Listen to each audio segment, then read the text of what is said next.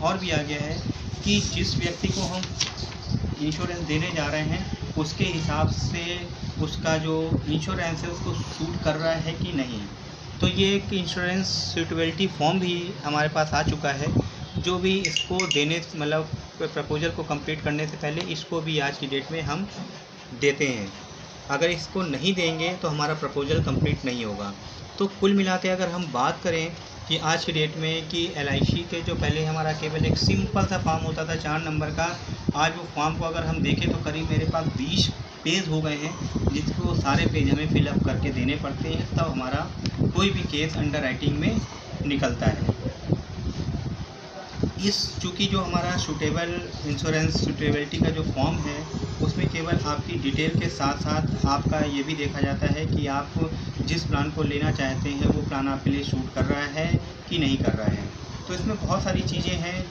जो आप इस फॉर्म को आप देख सकते हैं कि इस फॉर्म में बहुत सारी चीज़ें ऐसी हैं जो कि बहुत छोटे छोटे अक्षरों में लिखी हुई हैं, लेकिन अगर आप देखा जाए तो एक फॉर्म की पूरी डिटेल इस पेज पे आ जाती है। और इस फॉर्म को भरना ज़रूरी होता है और प्रपोजर के भी साइन इसमें होते हैं और एडवाइज़र के भी साइन इस हमारे फॉर्म पे होते हैं, ताकि दोनों की सहमति बन सके कि मैंने मतलब आपके एडवाइज़र ने आपको ये चीज़ें बताई हैं या नहीं बताई हैं। तो ये सारे इम्प्लीमेंट जो आज हमारे हुए हैं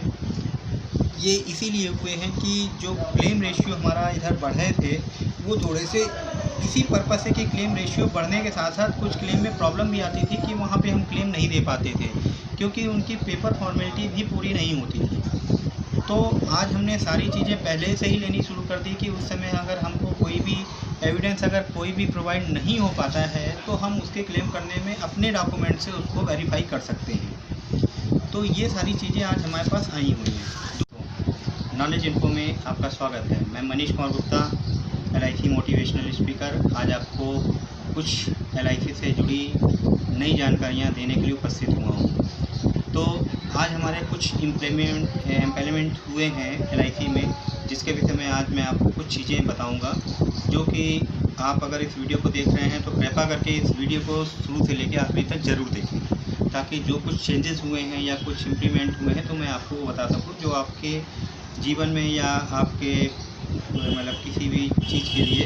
इम्प्लीमेंट कर सकें। तो आज मैं सबसे पहले आपको ये बता रहा हूँ कि इधर कोरोना की वजह से हमारा लॉकडाउन जो लगा हुआ था तो उसकी वजह से बहुत सारी प्रॉब्लम आई हैं।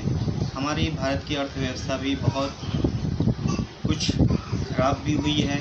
और आज भी वो चीज़ सामने आ रही है और चल रही है, तो जिसको हम लोग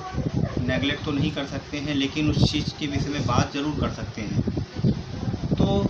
पहले हम इस विषय पे बात करते हैं कि हमारे LIC में कुछ चीज़ों में चेंजेस हुआ है। जैसे कि आज की डेट में अगर हम किसी नई पॉलिसी को किसी भी व्यक्ति को देते हैं जाके,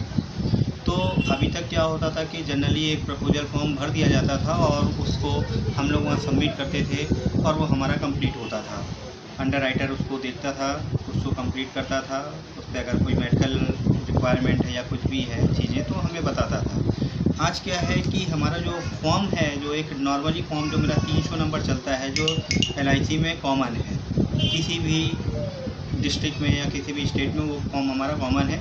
चलता है। तो उसमें इम्प्लीमेंट ये हुआ है कि जो फॉर्म पहले हमारा 4 पन्ने का होता था, अब वो फॉर्म करीब मेरा 12 पन्ने का हो चुका है। तो उसमें कुछ चीज़ें एडिशनल भी ऐड कर दी गई हैं जो पहले हम लोग नहीं मांगते थे। आज की डेट में हम जैसे कि पहले अगर पॉलिसी में देखा जाता था तो कि फादर्स नेम हमारा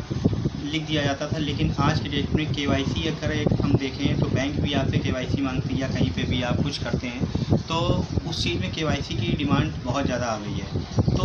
आज फॉर्म को इतना डिफ़िकल्ट कर दिया है कि उसमें हमारी KYC भी एक तरीके से ऐड हो गई है। तो उसमें हमारा एक जो इम्प्लीमेंट हुआ है कि मदर नेम भी अब हमारा साथ में आने लग गया है, कि जब तक हम मदर नेम को नहीं बताएंगे तो आगे हमारा फॉर्म नहीं बढ़ेगा। दूसरी चीज़ है कि नॉमिनी में सारी चीज़ें हैं कि पहले हम नॉमिनी कोई किसी को भी डाल देते थे, कोई अगर वो फ्रेंड है तो उसका भी पड़ जाता था और वहाँ पे क्या होता था कि फॉर्म हमारा प्रपोजल जो होता था वो कंप्लीट हो जाता था। लेकिन आज की डेट में क्या है कि नॉमिनी जो भी रहेगा वो आपका ब्लड रिलेशन ही रहेगा। आपका भाई हो सकता है, वाइफ हो सकती है, आपकी मदर हो सकती हैं, आपके सिस्टर हो सकती हैं, लेकिन उसके साथ में उनका एक इंश्योरेंस का इंटरेस्ट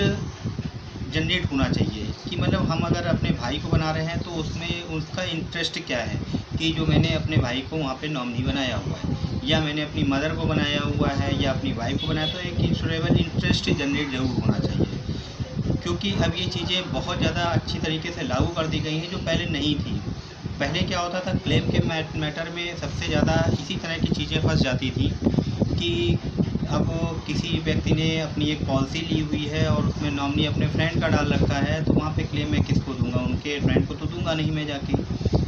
तो उन सब चीज़ों को आज प्रॉब्लम को सॉल्व करने के लिए अब ये क्या है कि ब्लड रिलेटिव ही हमारा वहाँ पे नॉमिनी बनेगा। दूसरी चीज़ है, जो भी नॉमिनी पहले हमारा बनता था तो उसका कोई भी हम केवाईसी डॉक्यूमेंट्स नहीं लेते थे, लेकिन आज की डेट में हम एक केवाईसी जो हमारा नॉमिनी बन रहा है उसका भी हम एक केवाईसी डॉक्यूमेंट्स पूरा लेते हैं, जिसमें कि आधार हो सकता है, आधार के साथ पैन भी हो सकता है और फ़ोटो भी हो सकती है। जो हम प्रपोजर का ले रहे हैं वही चीज़ हम उसका भी लेंगे, ताकि कल की डेट में अगर कोई हमारा क्लेम रेस्ट होता है तो उसको सॉल्व करने के लिए हमारे पास डॉक्यूमेंट जो मेरे पास है और जो सामने वाला पर्सन मेरे को प्रोवाइड करेगा वो हमारे मैच कर सके। तो इंक्रीमेंट थोड़ा सा ये भी हुआ है, मतलब कि इस चीज़ें में चेंजेस आए हैं। दूसरी चीज़ है कि आज हम कोई भी प्रपोजल को डाल रहे हैं या हम अपने प्रपोजल को फाइंड कर रहे हैं या मतलब पास करवाने के लिए जा रहे हैं, तो जो कोरोना के केस में हमारे पास एक कोविड-19 का भी एक फॉर्म को और ऐड कर दिया गया है। उस फॉर्म को ऐड करने का रीज़न ये है कि किसी व्यक्ति ने पॉलिसी जो लेने जा रहा है, कोई भी व्यक्ति जो पॉलिसी लेने जा रहा है वो कहीं किसी बाहर से तो नहीं आया हुआ है, उसने कहीं इन बीच में कहीं यात्रा तो नहीं की है या ट्रैवलिंग तो नहीं की है या फॉरेन कंट्री से तो नहीं होके आया है, क्योंकि अगर वो आया है तो हो सकता है कि हम उसको पॉलिसी इशुएंस ना कर सकें।